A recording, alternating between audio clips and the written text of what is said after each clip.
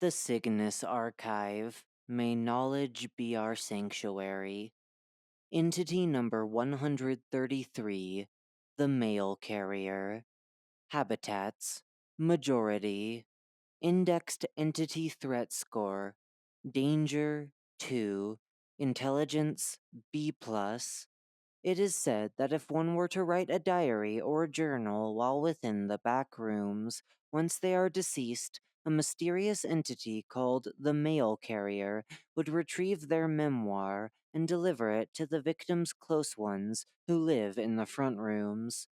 Image caption: a picture of the mail carrier after it delivered quote unquote mail in the front rooms. All of the information below is confirmed by a book that the mail carrier lost at an unknown point in time. A Meg officer found this book in level 11, The Endless City, containing the conversation between the mail carrier and entity number 140, also known as Blanche. Description: the mail carrier is an entity that delivers mail to people in the front rooms. Unlike the mail carriers in the front rooms, the only type of quote unquote mail it handles are the diaries and journals of those who have unfortunately succumbed to the horrors of the back rooms. The mail carrier is currently working with Blanche. The details of their connection is documented in the contract. Behaviors: there are very few reports on how the mail carrier behaves, but it is well known that it is somewhat shy and is unwilling to show itself to wanderers. A certain group that call themselves the Informants have claimed to be able to have short conversations with this entity using unorthodox methods. From the Informants, Log 1, 11:20 a.m., 5/1. Test. Oh, it finally connected. To start things off, we are the informants. Charmed, I'm sure. Can't really properly introduce ourselves because we're currently on a time limit before this level becomes hostile again, but my name is Paige. I'm the current second in command of the informants, and in charge of posting here when the informants rotate to this level, which has the computer I'm using right now. This is the only source of the internet we have discovered. Anyway, we finally found this page and decided to contribute as much as we could. Due to time restrictions, can't do much, but log 2, 11:21 a.m., 5/3. Sorry about that. I wasn't paying attention at the time. Now, how about how we contacted the mail carrier? Our method is quite inconvenient if you want to have a normal conversation with it, but at the same time, I don't think it can speak. So this is the only currently known way of communication. This method involves using the sticky notes the mail carrier sometimes uses.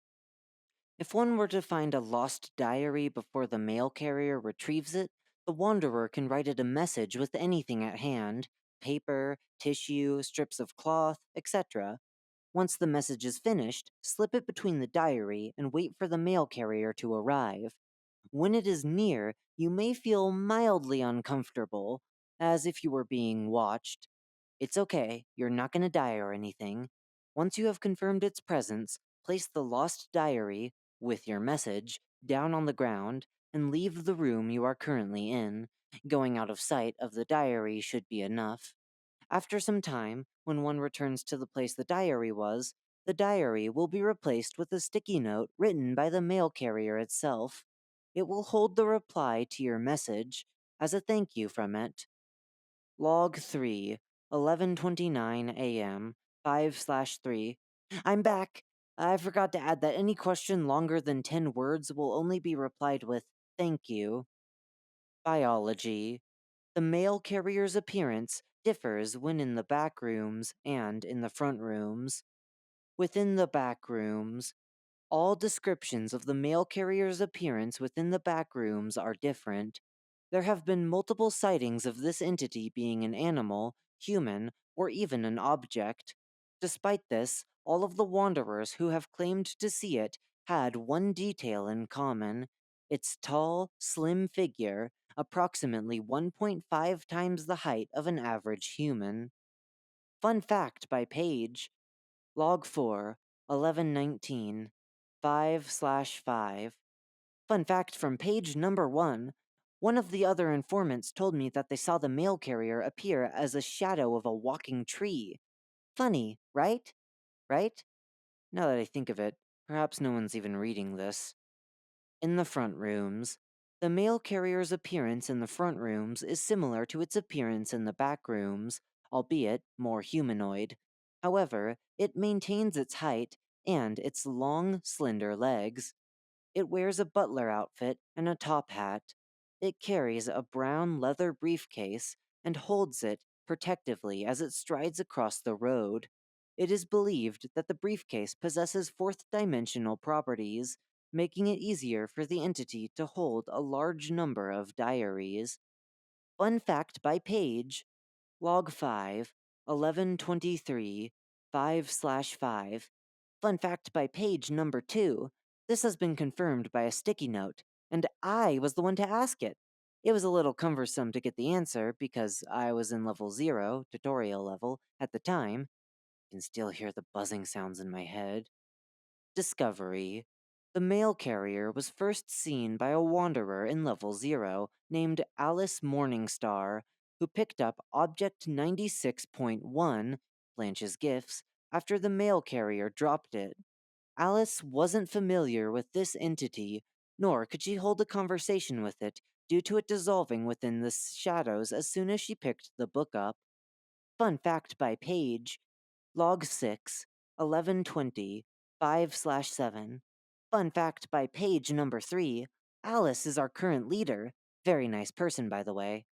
This moment is what led the informants to form. I also linked her story of this encounter somewhere around here, so be sure to check it out. Casualties caused by the mail carrier. The mail carrier isn't hostile towards wanderers, but it can provoke indirect negative effects on those who are unlucky enough to experience them. Some of them are feeling of paranoia when stalked by the mail carrier for holding onto a lost diary, disappearing within a week after reading the mail, lost diaries mailed by the mail carrier in the front rooms, odd behaviors when reading and subsequent to reading the mail given by the entity. Fun fact by page: Log 7, 1120, 5/9. Fun fact by page number 4. I had my fair share of paranoia when I was a normal wanderer, but when I accidentally found one of these diaries, the feeling of being watched got stronger, like a constant chill down my spine. It was about 2 days after picking the diary up when I thought I was going crazy. But, fortunately, I ran into Alice. She helped me by letting me join the informants. After some time, I rose to the position of second in command. Neat, right? Admin permission denied. Sightings. Because of all the places the mail carrier goes to collect lost diaries, this entity is believed to possess the ability to traverse all levels in the back rooms. How it does this, however, is unknown. There is one level in particular where it lingers for a majority of the time. This level is level 906, also known as the Cygnus Archives. There have been multiple sightings of the mail carrier within the quote unquote panicking state of level 186, the Infinite Valley. It is theorized that it uses this level as a rest point. There is one level that the mail carrier never enters: Level Fun, otherwise known as Level 26, the SS Fun. This entity cannot retrieve lost diaries in level Fun, as it keeps away from partygoers at all times. The reason appears to be connected with the mail carrier's master, documented in the contract. The mail carrier can be seen in the back rooms retrieving lost diaries. When a wanderer holds on to a lost diary, this entity may stalk them for extended periods of time, leading weak-minded wanderers to suffer symptoms of paranoia. When in this situation, one of three outcomes will happen. The mail carrier will eventually lose interest in the lost diary and leave it in the hands of the wanderer. If the diary is placed on the floor and left behind, the mail carrier can and will retrieve it. In rare cases, it will be stolen while one is asleep. In such cases, the wanderer will find a sticky note on their belongings that says, "Sorry." One can also see the mail carrier in the front rooms if they happen to be nearby when it delivers mail to people. One can sometimes catch glimpses of the mail carrier retreating in long, smooth strides if they were to open their front door fast enough when retrieving the mail from it. Fun fact by page: Log 8, time unknown AM, 5/14325347. Fun fact by page number 5, the, vel, unstable, uri, ni, stole, ba, w, defy, admin permission denied. The quote unquote mail. The people who receive mail from the mail carrier will always lock themselves in their rooms and proceed to read the mail without stopping. They will not do anything except read the mail until it is finished. One person kept reading for 4 days straight, which led to severe sleep deprivation and dehydration. Any attempt to enter the closed room will result in the person screaming at them, telling them not to come in. If one were to barge into the room regardless, they would find that the person has disappeared. Trying to make contact with the people that have disappeared in this way has not yielded any results. After they have finished reading the mail, they will immediately erase the mail by any means necessary, usually by burning it. Since the room is closed, smoke inhalation may cause the person to develop chronic obstructive pulmonary disease and asthma. When burning it isn't an option, they will rip the mail into shreds using tools, teeth, bare hands, and other methods. Once shredded, they will proceed to swallow the remnants of the mail. When the person comes out of the room, they will have no recollection of most of these events. Even when confronted with solid proof, they will deny it and say that they only remember reading the diary that was mailed to them, claiming to not know its current whereabouts. Most people who have finished reading the mail will go missing in a week. This has been proven to be avoidable. If a person who has read the mail were to be watched for a week, they will be safe from disappearance. This is confirmed by the mail carrier itself in the contract. Fun fact by page: Log 9, 11:22 a.m., 5/15. Fun fact by page number 6. Okay, I guess this isn't really fun anymore because of the topic at hand, but we try to ask the mail carrier what happened to those who disappeared. He only replied with, "I don't know." Admin permission denied. Motives/objectives. Though the objective of the mail carrier is not clear, there are many theories as to why it goes out of its way to collect and return the lost diaries. Here are some of the most popular theories. The mail carrier was once a wanderer itself, which is why some of the words in its book, gifted by Blanche, included English.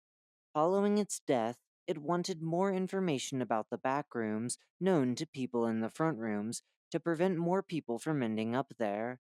The mail carrier feels sympathy for those who had to endure the despair caused by the back rooms, which only ends in an uneventful, forgotten death. As a result, this entity feels obliged to give these wanderers stories to those they care about. It is an order by the mail carrier's master, with their objective remaining unknown. This theory is most likely incorrect, since the mail carrier wouldn't have accepted the conditions of the contract with Blanche. There are also theories that the mail carrier has malicious intent in its actions, the most popular one being the cycle theory. The cycle theory. This theorizes that the mail carrier understands the bond between those who already know the victim is much stronger than the bond of strangers. By mailing the diary to the unfortunate wanderer's close ones, it urges them to enter the back rooms for some unknown reason. This theory is evidenced by the disappearances of those who recently received mail from the mail carrier. Nobody knows if this entity has tampered with the diaries, but it is most likely, hence the abnormal things that happen when reading one. Fun fact by Alice, log 10, 1115, 5/19. Hello, my name is Alice Morningstar, founder of The Informants. I believe Paige introduced me briefly to you, so I will skip over that. Unfortunately, Paige has fallen ill, so I will be writing this instead of him. Anyway, back to the fact. Currently, I believe the cycle theory to be false. After all the months I spent working with the mail carrier, I didn't see any hints of motives that are common to those spoken of in the cycle theory. If there is an explanation, I would believe that the mail carrier's master has put some type of spell on the quote unquote mail, resulting in the disappearances in the front rooms. It has been confirmed by the mail carrier that it is working with Blanche. I have seen this name before. It was most likely the entity that signed a contract with the mail carrier. We will ask it where Blanche resides the next time we get the chance to. The mail carrier hinted at something like a library. I feel like I was very close to the entrance once. Admin permission denied. Possible masters. There have been many guesses as to who it serves, the top three being the Keymaster, Hubris, and Prometheus. Because of the mail carrier's actions, its master will most likely be somewhat interested in either the Wanderers or their tales. It may also be best to think that the master of the mail carrier is not hostile towards Wanderers, unless the cycle theory is true. If one were to think about it, the mail carrier has the ability to travel through all but one level, so it could be an easy task to dominate all of the back rooms. At the same time, the mail carrier's master may not have full control over it, hence the sticky notes that it sometimes gives to people, proving that this entity has some sort of autonomy. Fun facts by Tell Me Your Stories, Wanderer. Log 11, 1131, 5/27. Fun fact by Kai, number 7. Hi, I'm Kai. This will be my first entry to this page since Alice is busy with who knows what, and Paige is currently unconscious. I guess it's time for the almighty Kai the Scout to pass his knowledge down to those worthy enough to indulge in it. Fur. Sorry about that. That dunce Kai messed with the page without permission again. I am Ray, and I am here to substitute the absence of Paige. We informants have asked the mail carrier about his master, but it seemed that it couldn't talk about the topic. That is all the information that we found about its master.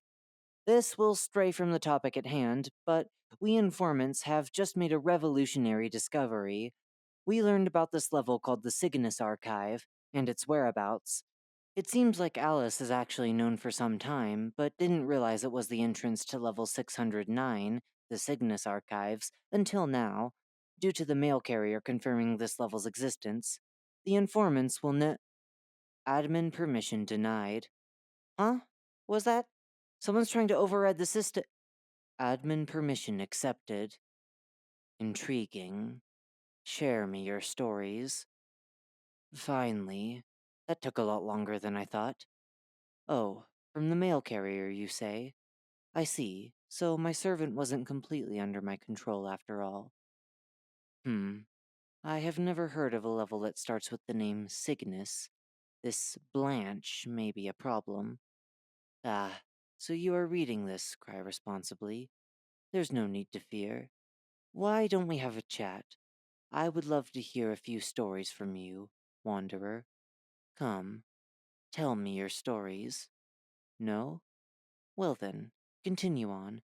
There is nothing interesting in this page anyway. Don't trust him. Never underestimate his stories. You and your cursed stories. I hate you. Why are you always like this? What is your motive? Are the journals I collect not enough? Do you like despair that much?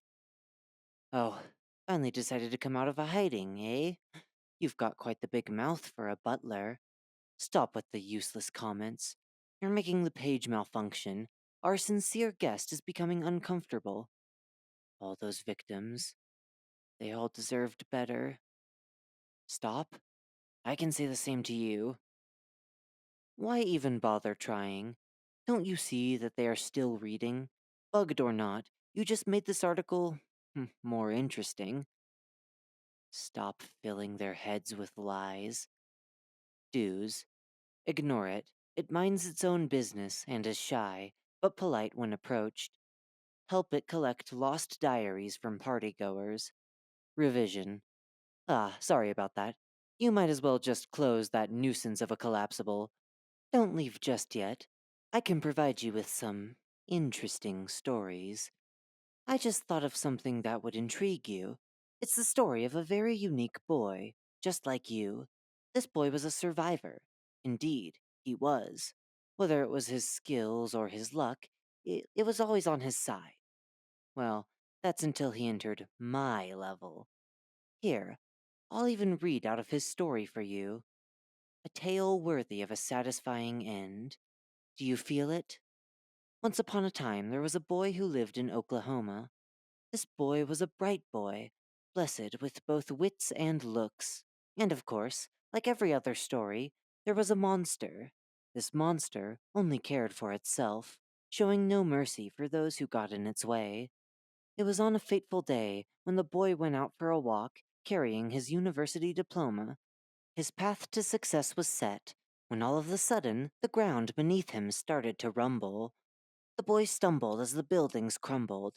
Sirens wailed as the boy paled, dropped diploma on the floor of Oklahoma. The sky started to bend, and the world seemed to end. It was at this time when the monster was hunting. It searched for prey far and wide, eventually coming across a boy who was sitting on the floor of a big plaza, petrified. The monster licked its lips and prepared for a feast. The boy looked up, terrified to see a giant pillar of oddly quivering stone falling above him. The boy said his prayers and closed his eyes. How was the story? I like this one quite a lot. It teaches one that no matter how lucky you are, nothing is certain, and no matter how much you try, you'll all eventually die a horrible death. That can't be the end, right? Let the real story begin. When the boy regained consciousness, he couldn't see a thing. He blinked a few times to make sure he wasn't dreaming. Where am I? The boy thought. It took some time to register the fact that he was falling, and that's when the boy started to panic. His arms flailed in hopes of grabbing a hold of anything that would negate his fall. His throat started to constrict, leaving the boy gasping for air as the wind whipped his face. After some time, the boy started to calm down. He wondered if this was his fate, falling for eternity, as he pondered on what to do. He closed his eyes, accepting it. When he fell flat on the ground, the boy felt a rough, moist fabric caress his face as he got up groggily. Bewildered, the boy checked himself for any injuries. His head hurt, as if a wall had rammed into it. But there were no other injuries. It was when the boy sighed with relief that he finally heard the annoying buzz of fluorescent lights. Looking around him, the boy took in his surroundings. Mono yellow wallpaper that hurt his eyes, damp carpet that seemed to cling to his feet, inconsistently placed fluorescent lighting that was mildly infuriating. The boy was surprised to find his diploma lying on the carpet beside him. How did he get here? How long was he unconscious? What happened? These questions spun around the boy as he looked at his diploma for any kind of answer. Oklahoma State University. Paige Keimer. Paige tucked the diploma into his backpack. He didn't know what was going on, but at least there was hope. Paige took a deep breath and started his journey. Don't.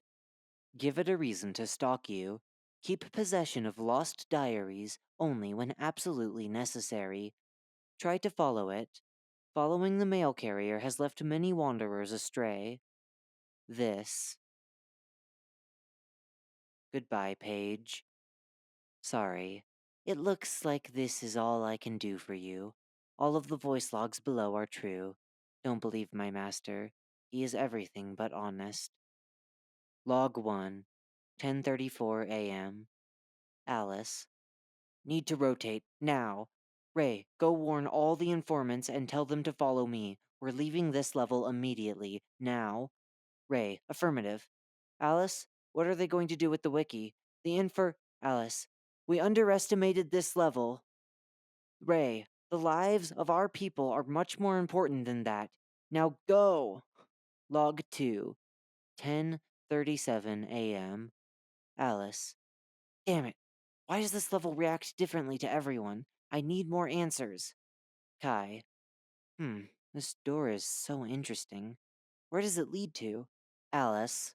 Kai, you can investigate that door later. We have bigger problems. We're evacuating from this level. Kai. Huh? Oh, sure. Let me just pack up my stuff. Creaks of a door opening. Kai. What the hell? Unknown. Ouch. Huh? Where am I? Kai. Ugh. Don't we all want to know that? Unknown. Is this what that mail talked about? The door slammed shut. Alice. Mail? Ah, never mind. Little girl, what are you doing here? Unknown. I'm not a little girl. I'm Rachel. I'm here to find my brother. Kai. How and why in the world did you come out of there? Rachel. What are you talking about? Kai. That door, the one I couldn't open no matter what I did. Surely you know that you just came out of there, right? Rachel. Look, I seriously don't know what you're talking about. I was just in New York a few. How long has it been? Alice. Kai, I'll deal with this later. Take Rachel and exit the level while you still can.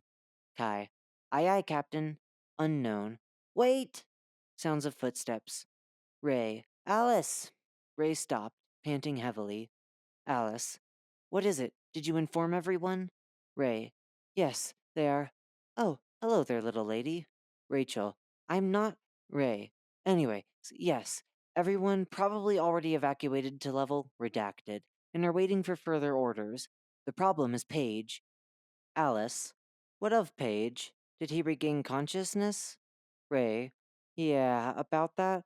According to the medical group, when Paige woke up, he suddenly freaked out. He asked how long it had been since we entered the level, murmured something about a statue, then thrashed out of their grasp and sprang out of the tent. Alice. When was this? Ray. The medical team said after 30 minutes since we entered the level, so roughly 20 minutes ago? Alice. Okay then. Kai, go take Rachel to the exit and regroup with the rest of the informants. Ray, come with me to search for Paige. Ray, affirmative. Kai, why am I the babysitter? Rachel, hey, I didn't say I would go with you guys. Log 3, 10:39 a.m. Alice. Damn it, Paige, where did you go? Unknown. Alice, is that you? Alice. Paige, what are you doing behind the statue? You're still limping. Why the hell did you run from the medical group? Paige. There isn't much time. Don't come near me. Ray. What do you mean, man? Everyone's worried about you. Paige. Don't come closer. I mean it. You'll die. Alice. Why is the grass latching onto your feet? Paige. Seriously? Damn it, we don't have as much time. Alice. Not enough time? Paige. This level is already reacting to me. Alice. Huh? But it's Paige. Normal for you two, I bet. But forget that. I left because I need these to get out of this level properly. The sound of two soft thuds. Alice. What do you mean? Paige. There's no time to explain. Use that key on the door we entered from. This will send you guys to level 11, the Endless City. Alice. The door didn't have a keyhole, Paige. Are you okay? Paige. I'm okay, really. If you want to leave this level the correct way, you have to use this key, or else it will send you to the underpass. Ray. I don't know what the hell the underpass is, but everyone already left. Are you telling me that they went there? Paige. What? They left already? Damn it, that's bad. I have to go. They can still be saved. Leaves rustling as someone moved. Alice. Where are you going? That's the opposite way of the entrance. Paige. I'm going to trade some more with Henry. Alice. Henry? Who in the world is Henry? Paige. I'm sorry, but there's no time to explain. You guys need to leave the level before it's too late. Ray. Wait, you still didn't explain the book you just threw. Is that somehow connected to this level too? Paige. No, it isn't. Hand that to Blanche and ask her to give it to the mail carrier. Ray. The mail carrier has something to do with this? Paige. Please, this is my last wish. Alice. Your last wish? What are you saying? You're coming with us. Paige. Look at me. I'm bleeding. My left ankle is most likely broken. And I'm sure my luck has run out. especially since I'm in this level. Alice, that makes no sense. We can just walk right out of here right now. Paige, trust me, please. This level isn't like the other ones. There is literally no chance someone like me can survive. Ray, like you? It's okay, Paige. Come on. Take my hand. I'll get you up. The ground rumbled. Ray, what in the devil's hell is that? Alice, take cover. Crack. Log 4, 10:47 a.m. Alice. Paige! Paige, I'm good, but I'm surrounded. Ray, there's more. Crack. Crack.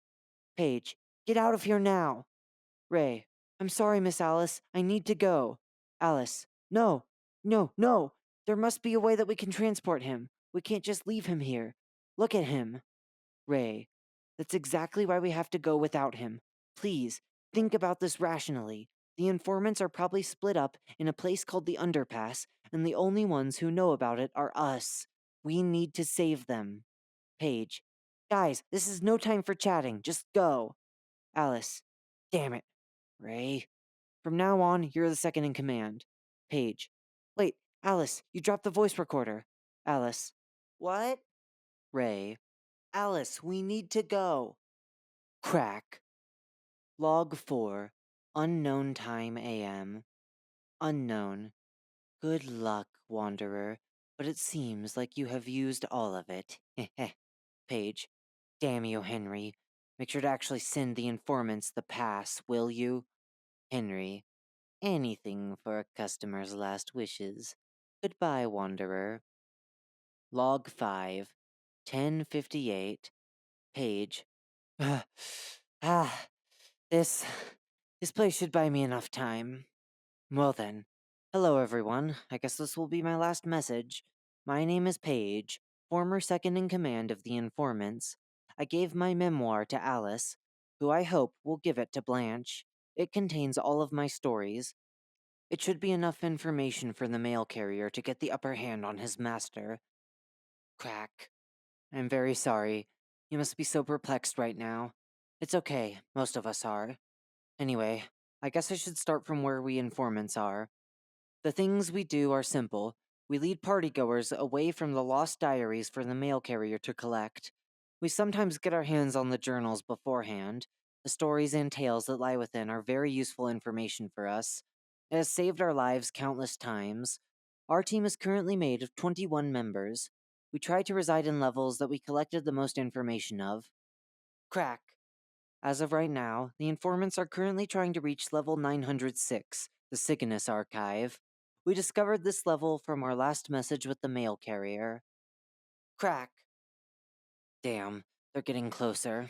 Anyway, I think you have a few questions about me, and what I actually am. I'm afraid I won't be able to answer most of them. Well then, my name is Paige Keimer, a detective for the mail carrier. We were close enough that I could even call it the TMC casually. Our relationship, how we met, my stories, they are all documented inside of the book I gave Alice. I know this will be my dying message, but I still can't say much to whoever is listening to this. Crack. Alice, I know you will be hearing this, so here's my last message to you. First off, thank you. I wouldn't have survived this long if it weren't for you.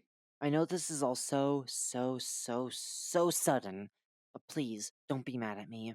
I'm happy you took me in, even when you found out I was working for an entity, and I'm forever grateful for all the things you did for me. I admired you and what you did. You were like a bright, shining star to me, a star that would never fade away. Your passion for information has always inspired me, and I wish I could have been with you when you finally got what you wanted. This is all my fault. I should have warned you about this level. It's just, when people talk about TMC's master, he knows. Even TMC knows. That's why I couldn't contact it directly. TMC's master found me once, and I never want to meet him again. Alice, I still remember the time we first met. I lied that I was running from TMC, but you saw through it. Even so, you let me join your group, and even trusted me enough to become lieutenant, and you let me in on your plans. I know our time together was short, but the words I say here are all true. I ran out of luck, and we have to say goodbye. I thank you, Alice. Meeting you is the peak of my life. Please, don't forget me. Crack! The voice recorder was later found by Alice Morningstar, along with the mangled corpse of the informant's former second in command, Paige Keimer.